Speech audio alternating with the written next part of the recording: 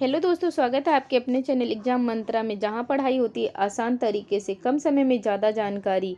आज का टॉपिक है पदार्थ के गुण का। 5th टॉपिक है घनत्व। आरआरबी ग्रुप डी के प्रीवियस ईयर के प्रश्न हैं जो यूथ कॉम्पिटिशन टाइम्सकृत बुक से है।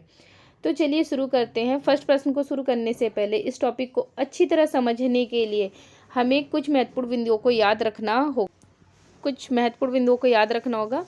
तो जैसे कि घनत्व, अगर दो डिब्बों का साइज बराबर है लेकिन एक में ज़्यादा सामान भरा है तो उस डिब्बे का जो घनत्व होगा ज़्यादा होगा।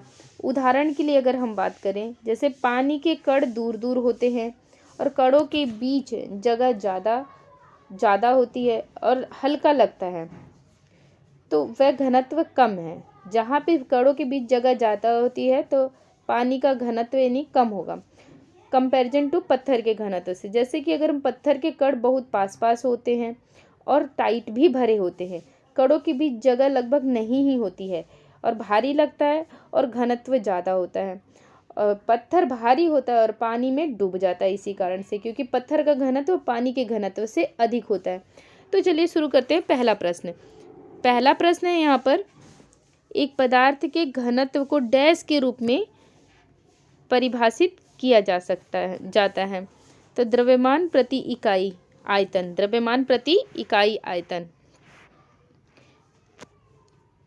जैसा कि यहाँ पे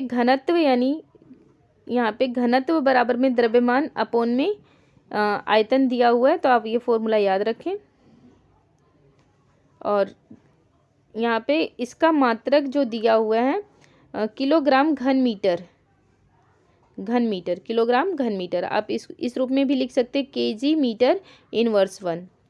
सेकंड क्वेश्चन है, चांदी का अपेक्षिक घनत्व 10.8 है। पानी का घनत्व 10³ केजी m इनवर्स 3 है। एसआई मात्रक में चांदी का घनत्व क्या होगा? एसआई मात्रक में, जैसा कि ऑप्शन आप देखेंगे 10.8, जैसा कि ये चांदी का घनत्व दिया था तो यही ऑप्शन में लिख दिया है यहाँ पे। फिर और यहाँ पे जो है पानी का घनत्व जो है 10³ केजी m इनवर्स 3, जैसा है वैसा इंटू में करके लिख दिया, तो ऑप्शन ए होगा। घनत्व निम्नलिखित में से किसका अनुपात है? घनत्व जो होता है द्रव्यमान बटे में आयतन के बराबर होता है। इम्पोर्टेंट है, ध्यान रहे।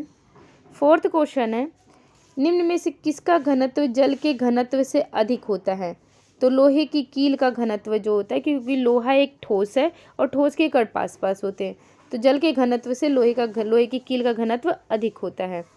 क्वेश्चन 5th है, चांदी का घनत्व 10.8 × 10³ केजी m माइनस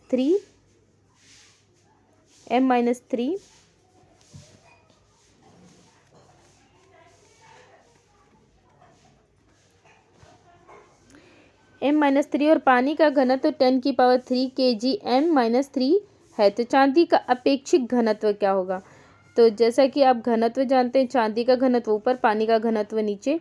आप यहाँ पे वैल्यू पुटअप करेंगे 10.8 होगा, क्योंकि यहाँ पे आप देख सकते हैं ये पावर 10³ पावर से कट जाएगा, 10⁸ आंसर आ जाएगा। तो ऑप्शन सी होगा 10.8। 6 क्वेश्चन है, सापेक्ष घनत्व डैश के बराबर है। सापेक्ष घनत्व जो होता है पदार्थ का घनत्व, कोई भी पदार्थ हो सकता है, और पानी का घनत्व बटे में अपॉन में होगा, तो ऑप्शन सी होगा। इस पदार्थ के गुण के ही एक 6 टॉपिक है, तो उसको भी इसमें कवर कर लेते हैं। अणुगति सिद्धांत काइनेटिक थ्योरी, कणों की अधिकतम गतिज ऊर्जा डैश में होती है? तो गैसों में होती है अधिकतम गतिज ऊर्जा। आप कभी भी देखेंगे कि जैसे हम आग जलाते हैं तो उसमें जो वायु के कण होते हैं वो गर्म होकर ही हमारे हाथ तक पहुंचते हैं, तो जो गैस के कण होते हैं वो ज़्यादा गति में होते हैं।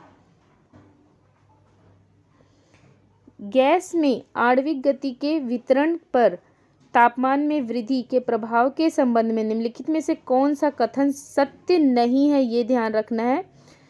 तो ऑप्शन में सत्य नहीं है। सबसे संभावित गति के साथ अणुओं का अंश बढ़ता है, ये गलत है।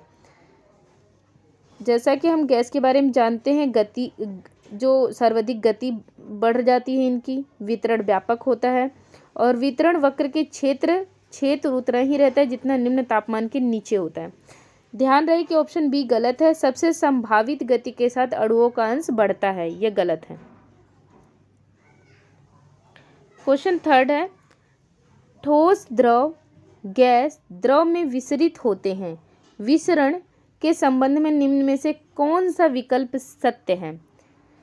तो ऑप्शन बी सत्य है। गैसों की विसरण दर द्रव और ठोस की तुलना में अधिक होती है, क्योंकि गैसों के कण अधिक तेजी से गति करते हैं। ऑप्शन बी होगा।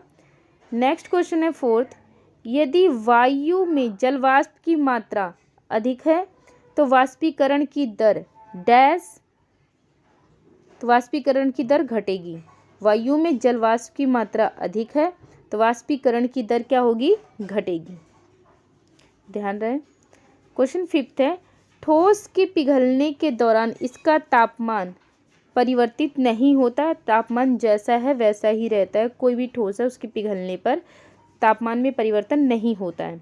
ध्यान रहे। और उम्मीद करती हूँ आपको यह वीडियो पसंद आया होगा। और अगर आप इस चैनल के माध्यम से या वीडियो के माध्यम से मैं आपकी थोड़ी सी भी मदद कर पाई हूँ तो चैनल को लाइक करें, वीडियो को लाइक करें और चैनल को सब्सक्राइब करना ना भूलें, ताकि आने वाले वीडियो को प्राप्त कर सकें। धन्यवाद।